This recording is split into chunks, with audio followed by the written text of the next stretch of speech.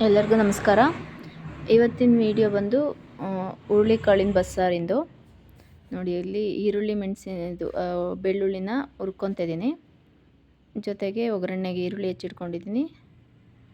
ಜೊತೆಗೆ 1 ಸ್ಪೂನು ಜೀರಿಗೆ ಹಾಕಿದ್ದೀನಿ. ಇನ್ನೂ ಯಾರು ನನ್ನ ಚಾನಲನ್ನು ಸಬ್ಸ್ಕ್ರೈಬ್ ಮಾಡ್ಕೊಂಡಿಲ್ಲ ಸಬ್ಸ್ಕ್ರೈಬ್ ಮಾಡ್ಕೊಳ್ಳಿ. ಮಸಾಲ ಪೌಡರ್, ಖಾರ ಪುಡಿ, ಇದು all in one masala powder, ಮತ್ತು ಸ್ವಲ್ಪ ಧನಿಯಾ ಪುಡಿ. ಅಂದರೆ ಮಸಾಲ ಪೌಡರ್ ಹಾಕಿರೋದ್ರಿಂದ ಸ್ವಲ್ಪ ಹಾಕಿದರೆ ಸಾಕು. ಒಂದು ಸ್ವಲ್ಪ ಹುಣಸೆಹಣ್ಣು, ಜೊತೆಗೆ ಹುರಿದಿಟ್ಕೊಂಡಿರೋ ಬೆಳ್ಳುಳ್ಳಿ, ಈರುಳ್ಳಿ ಮತ್ತು ಜೀರಿಗೆ, ತೆಂಗಿನ ತುರಿ,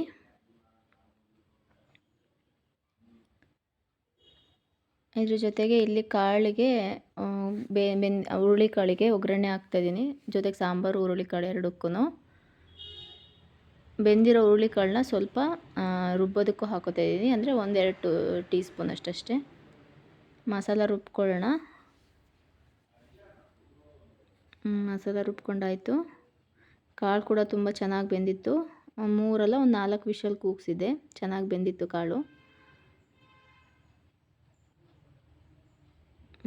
ಸಾಂಬಾರು ಅಂದರೆ ಅದು ಬಸಿಟ್ಕೊಂಡಿದ್ದ ರಸಕ್ಕೆ ಮಸಾಲೆ ಹಾಕಿ ಕುದಿಸಿದ್ರೆ ಸಾಂಬಾರು ರೆಡಿ. ಅದ್ರ ಜೊತೆಗೇ ಕಾಳಿಗೂ ಕೂಡ ಒಗ್ಗರಣೆ ಹಾಕ್ಕೊಂಡೆ. ತೆಂಗಿನ ತುರಿ ಹಾಕಿ ಕಾಳು ಕೂಡ ಒಗ್ಗರಣೆ ಆಯಿತು.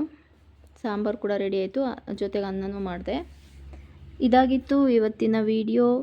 ಮುಂದಿನ ವಿಡಿಯೋದಲ್ಲಿ ಸಿಗೋಣ. ಇನ್ನೂ ಯಾರು ನನ್ನ ಚಾನಲ್ನ ಸಬ್ಸ್ಕ್ರೈಬ್ ಮಾಡ್ಕೊಂಡಿಲ್ಲ ಸಬ್ಸ್ಕ್ರೈಬ್ ಮಾಡ್ಕೊಳ್ಳಿ. Thank you.